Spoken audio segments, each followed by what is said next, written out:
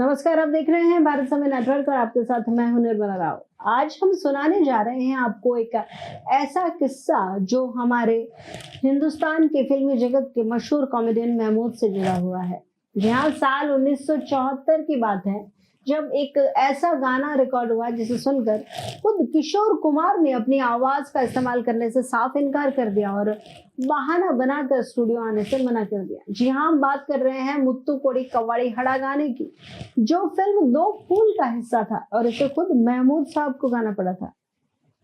लेकिन क्या आप जानते हैं कि ये गाना महमूद साहब ने कैसे गाया? आइए जानते हैं इस दिलचस्प कहानी के बारे में।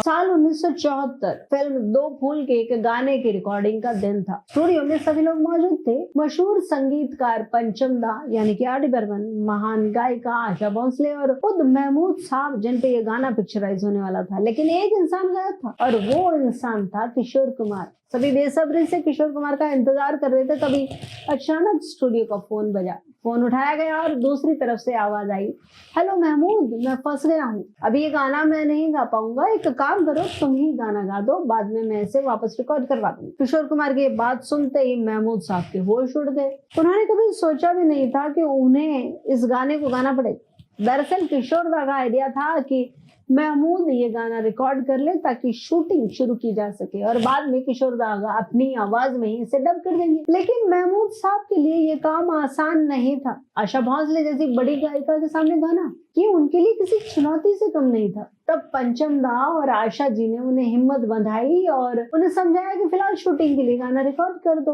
बाद में किशोर दा फिर से इसे गा देंगे। लेकिन जब महमूद साहब ने ये गाना गाना शुरू किया तो उन्होंने जितना हो सके अपनी तरफ से अच्छा गाने की कोशिश की। जब गाना रिकॉर्ड हुआ तो स्टूडियो में सबने सुना और सभी की एक ही राय थी कि महमूद साहब ने तो कमाल कर दिया। महमूद साहब की इस गाने की ये खबर किसी तरह से सुपरस्टार राजेश खन्ना तक भी जा पहुंची। उन्होंने खुद स्टूडियो में आकर ये गाना सुना। सुनते ही उन्होंने महमूद साहब को फोन किया और कहा कि महमूद भाई, तुमने तो गाना सुपरहिट कर दिया।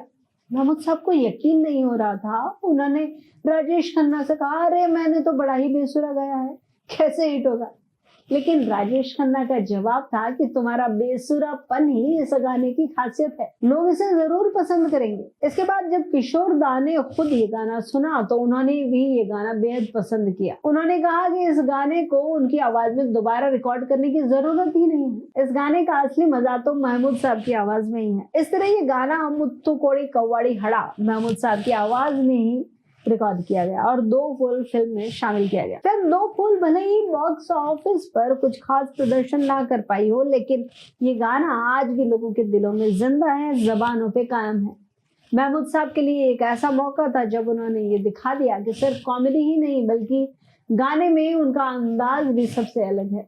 19 सितंबर सन 1932 में जन्मे महमूद साहब ने अपने जीवन में कई उतार चढ़ाव देखे, लेकिन उन्होंने जो मुकाम हासिल किया वो किसी के भी लिए एक मिसाल कायम करने के लायक है। महमूद साहब के पिता मुमताज अली भी एक जाने माने एक्टर और डांसर थे, लेकिन महमूद ने अपनी पहचान खुद के दम पर बनाई। महमूद ने भारतीय सिनेमा में न केवल अपनी हास्य भूमिकाओं से उसे सजाया बल्कि एक अनोखे अंदाज और अद्वितीय कला से अपनी एक अमिट छाप छोड़ी।